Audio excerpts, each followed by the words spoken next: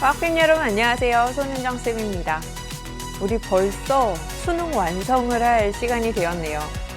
그동안 우리가 많이 열심히 공부해 왔다는 거기도 하고 앞으로 우리가 조금만 더 힘내서 달려가 보면 되겠다라고 하는 그 중간쯤의 단계인 것 같아요. 그래서 우리한테 나머지 시간들을, 남아있는 이 시간들, 그리고 수능 완성을 어떻게 공부하면 좋을지 좀 소개해 드리도록 하겠습니다. 제일 먼저 수능 완성 활용 방법 안내해 드릴게요. 우리 과학을 공부하다 보면 아무래도 제일 중요한 게 개념인 것 같아요. 근데 그렇다고 해서 우리 수능 개념할 때 또는 수능 특강 했을 때처럼 모든 개념을 다루진 않을 거고요. 정말로 필요한 개념들 있지. 실전 개념들 그리고 꼭 필요한 자료 해석들 위주로 살펴보도록 하겠습니다. 쌤이 출제자의 눈이라고 이렇게 붙여놓은 게 있을 거예요. 아, 얘네들은 이 파트에서는 꼭 공부해야 되는 핵심들이구나 라고 생각하면서 개념 정리하시면 좋을 것 같아요. 자, 그리고 나면 우리 개념들을 가지고 기출문제 그리고 닮은 꼴 문제까지 풀어보면서 요렇게 문제 적용해보면 되겠다 생각을 해보고요. 그 다음에 교재에 있는 2점, 3점 테스트들 쭉 살펴보겠습니다. 이 시간들을 통해서 여러분이 문제풀이의 그 감을 좀 많이 잡았으면 좋겠어요. 근데 우리가 또 그 4페이지에 나오는 정말로 어려운 문제들, 뭐 킬러 문제라고 얘기하는 그 초고난도의 문제들은 아무래도 이렇게만 공부하면 좀 아쉬운 부분이 있을 수 있단 말이지. 그래서 이럴 때는 선생님이 커넥터, 우리와 수능을 연결해주는 커넥터라고 해서 몇 가지 기출문제들 또는 이전의 EBS 문제들 좀 소개해 드릴 테니까요. 그 문제들도 같이 풀어보시면 좋을 것 같습니다. 그럼 이제 우리가 어떠한 태도로 이 수능 완성 공부하면 좋을지 선생님이 몇 가지 태도 딱 정립해 드릴 텐데요. 제일 먼저 객관적이고 냉정해지셔야 돼요. 나 이제 잘할 수 있어, 잘할 수 있어. 이러한 자신감과 용기는 항상 필요하지만 그거와 더불어서 내가 어느 정도 공부를 했었는지 정확하게 분석을 해야 앞으로 더 이렇게 잘해 나갈 수 있는 거지.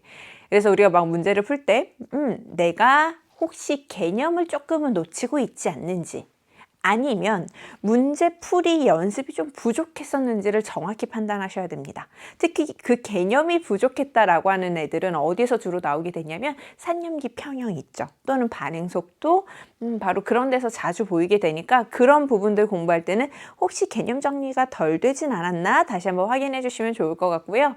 그리고 이제 기체 그리고 화학 평형과 관련된 문제들을 풀 때는 아무래도 문제 푸는 연습들을 좀 많이 해야 문제에서 무엇을 요구하고 있는지도 보이기 때문에 어느 부분이 내가 부족한지를 좀 잘 생각을 해 주셨으면 좋겠어요. 그리고 나서 저기 뒤쪽으로 넘어가다 보면 모의고사가 5회 정도 나와요.